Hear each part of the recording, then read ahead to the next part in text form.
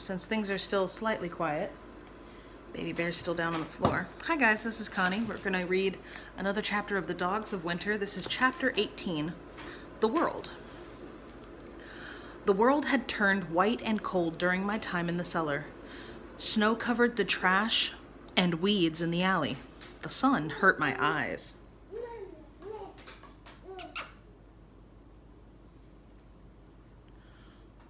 My toes, one set living in only a sock, the other living in one famous basketball player's shoe, pointed their way down the alley. I followed. I went the only way I knew to go, back to Leningradsky station. I watched for faces I might know and for a smoke-colored dog as I clumped my way through the frozen streets. I saw the faces of children going to school and the faces of children sleeping in doorways and in cardboard boxes, but I did not see the faces of Pasha or Tanya or Yula. I stood at the top of the stairs, leading down and down into the belly of Leningradsky station. I clung to the cold metal of the handrail. My heart hammered so hard, I thought it would burst through my chest. Someone pushed me from behind. "Move it, kid." I stumbled down 2 steps, then 4, 5, and then I was swept down into the current of legs and bags, carrying cases, until I was at the long, gleaming cavern of the station. There stood the statue of the man on the horse. There were the sparkling glass lights that made it always daytime in the station. I stopped before my bench over the heat vent, the place I had slept night after night after night since coming to the city, and the place where I'd lost that one piece of my mother, the shiny black button. Tears strung my eyes. "You are a stupid, stupid little boy," I muttered. Something fluttered beneath the bench. I dropped to my hands and knees and crawled under. Pages from my book of fairy tales were just where I'd left them. I smiled as I gathered them to me. There was the firebird soaring high above the shining city. There on the other page was the evil witch Baba Yaga, with her house on chicken legs. The eyes of my little match girl stared up at me asking, what was she asking? I brought the page close to my face and whispered, "What?" "So the little mouse is back." A chill ran through me. I knew that voice. I knew this time it belonged not to a giant rat, but to a rat-faced boy. I tucked my pages under my sweater and crawled out from under the bench. Victor sneered at me through the smoke of his cigarette. His face was many colors of black and purple and green and yellow, all fading. His head had been shaved. "What are you looking at?" he said. I pointed. "Your hair," I said. "It's gone." He ran his hand over his nearly bald head. "Yeah, well, that's what they do to you at the police station. It's better. The lice are gone." I thought it looked sad and painful. I touched the pages beneath my sweater. "Where are the others?" I asked. Victor tossed his cigarette to the floor. I found Rudy, Tanya, and Yula at Kurskaya station. I can't say this right. Kurskaya station. "Pasha too?" Victor spit on the floor.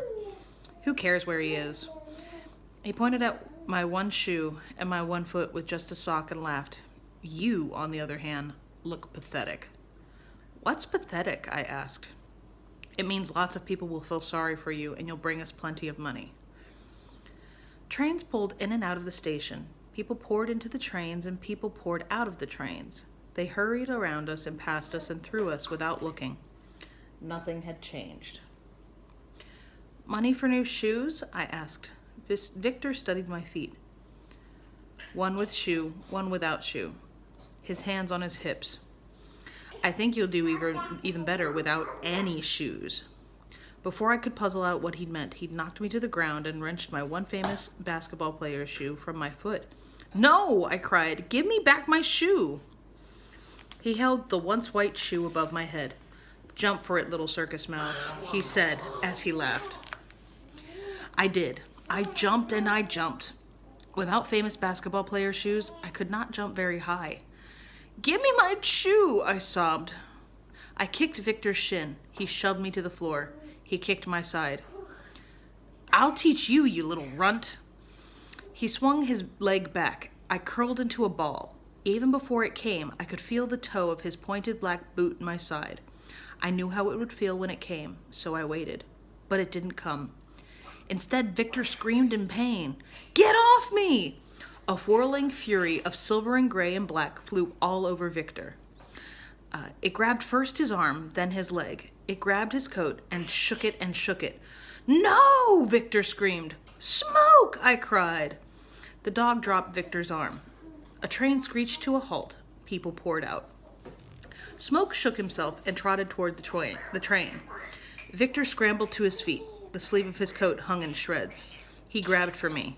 "Come on," he said.